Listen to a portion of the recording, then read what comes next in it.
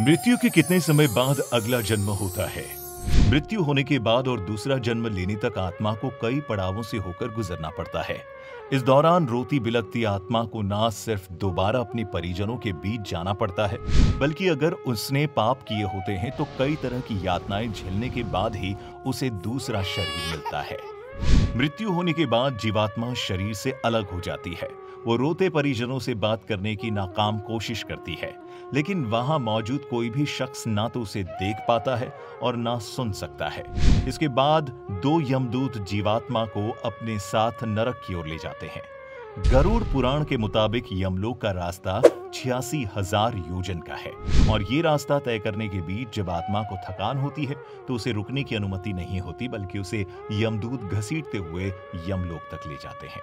अगर मृत व्यक्ति के परिजन पिंडदान नहीं करते तो वही आत्मा जंगलों में भटकती रहती है।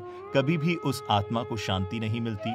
दरअसल मृत्यु के बाद जो पिंड दिए जाते हैं, यमलोक के रास्ते में सिर्फ जीवात्मा को उसी पिंड का हिस्सा मिलता है और इन्हीं पिंड से आत्मा को ऊर्जा मिलती है। अगर वो पापी आत्मा हो तो उसे यमदूत वो भी नहीं खाने देते। भूख प्यास से तड़पती हुई वो जीवात्मा किसी तरह रोते चिल्लाते यमदूत के हाथों मार खाती हुई यमलोक तक पहुंचती है, जहां उसके पाप और पुण्य का हिसाब किया जाता है। आत्मा ने अपने जीवन में जिस हिसाब के कर्म किए होते हैं, उसे उसी हिसाब से सजा मिलती है। अगर उसने अच्छे कर्म किए होते हैं तो उसे स्वर्ग मिल जाता है, जबकि बुरे कर्म वालों को नरक की यातनाएं झेलनी पड़ती है। यमराज के दरबार में श्रवण और श्रवणी नाम के स्त्री पुरुष भी रहते हैं, जो जीवात्मा के कर्मों का लेखा जोखा यमराज को बताते हैं और फिर उन्हें पापों की सजा या पुण्य का फल मिलता है। जब आत्मा के पाप पुण्य का फैसला हो जाता है तो धर्मराज नरक दूतों को आत्मा को दंड देने का आदेश देते हैं। फिर क्या, यमदूत आत्मा को पाश से बांधकर नरक की ओर ले जाते हैं। आत्मा को अग्नि के समान प्रभाव वाले 5 योजन तक फैले विशाल वृक्ष पर उल्टा लटका दिया जाता है और फिर जंजीरों से बांधकर लाठियों और भालों से उसकी पिटाई की जाती है। इतनी मार से आत्मा पेड़ से नीचे गिर जाती है, जिसके बाद उसे नीचे खड़े कुत्ते काटने लगते हैं और कुछ दुराचारी आत्माओं के मुंह में यमदूत धूल भर देते हैं, जबकि कुछ आत्माओं को नीचे गिरने के बाद भी मारा जाता है। कुछ आत्माओं को जमीन में आधा गाड़कर उनके सिर को बाणों से भेद दिया जाता है, जबकि कुछ दुष्ट आत्माओं को जलती कढ़ाई में डाल दिया जाता है। गरुड़ पुराण के अनुसार नरक का ये दृश्य भयभीत कर देने वाला है, जहां हमेशा ही चीख पुकार मची रहती है और पापी आत्माएं हमेशा अपने पापों के लिए क्षमा मांगती रहती है।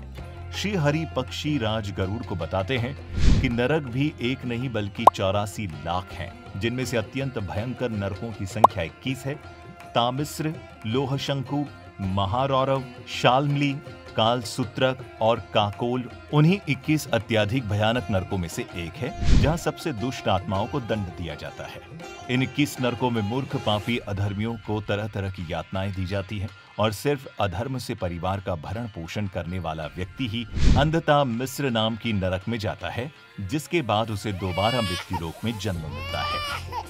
इसके अलावा गरुड़ पुराण में इस बात का भी उल्लेख मिलता है, नरक में सभी तरह की यातनाएं भोगने के बाद तुरंत जीवात्मा को दूसरा शरीर मिल जाता है। अब शरीर इंसान का होगा या फिर किसी और जीव का, वो भी उसके पिछले जन्म के कर्मों पर ही निर्भर करता है। जैसे सोने की चोरी करने वाला अगले जन्म में कीट और पतंग की योनि में जन्म लेता है, जबकि गाय को सताने वाला अगले जन्म में कुबड़ हो जाता है। पुराणों के मुताबिक मरने के 3 दिन में व्यक्ति नरक की यातनाएं भोग लेता है, जिसके बाद उसे दूसरा शरीर मिल जाता है और इसलिए मृत्यु के तीसरे दिन को तीजा के रूप में मनाया जाता है। कुछ आत्माएं 10 और कुछ 13 दिन में दूसरा शरीर धारण कर लेती हैं, इसीलिए 10वां और 13वां मनाते हैं। वहीं अगर किसी की मृत्यु आत्महत्या, दुर्घटना या किसी के द्वारा मारे जाने से होती है तो आत्मा अकाल मृत्यु होने से प्रेत या फिर पीतर योनि में चली जाती है। दरअसल अकाल मृत्यु होने की वजह से कई जीवात्माओं की इच्छाएं अधूरी रह जाती है, जिस कारण वो इस संसार से दूर नहीं जा पाती और ना चाहते हुए भी प्रेत या फिर पीतर योनि में प्रवेश कर जाती है। गरुड़ पुराण के मुताबिक जिस व्यक्ति की मृत्यु किसी दुर्घटना या फिर आत्महत्या से होती है, उसकी जीवात्मा इस धरती पर तब तक भटकती रहती है जब तक उसकी कोई अधूरी इच्छा पूरी ना हो जाए या फिर उसके परिजनों द्वारा उसका तृपण या श्राद्ध ना कर दिया जाए। वैसे हर आत्मा को दूसरा जन्म मिले ये भी जरूरी नहीं है, क्योंकि अच्छे कर्म करने वाली आत्माओं को यमलोक की यात्रा नहीं करनी पड़ती। ऐसी सज्जन आत्माओं की आत्माएं सीधा विष्णु लोक चली जाती हैं और इस तरह ये आत्माएं जीवन और मरण के चक्र से आजाद हो जाती है। अगर आप भी इस चक्र से आजाद होना चाहते हैं तो राम नाम जपें। कहा जाता है कि दूसरों की मदद करने और जरूरतमंदों को दान देने से भगवान जल्दी प्रसन्न होते हैं। ऐसा करके हो सकता है आपको भी काल चक्र से हमेशा हमेशा के लिए मुक्ति मिल जाए।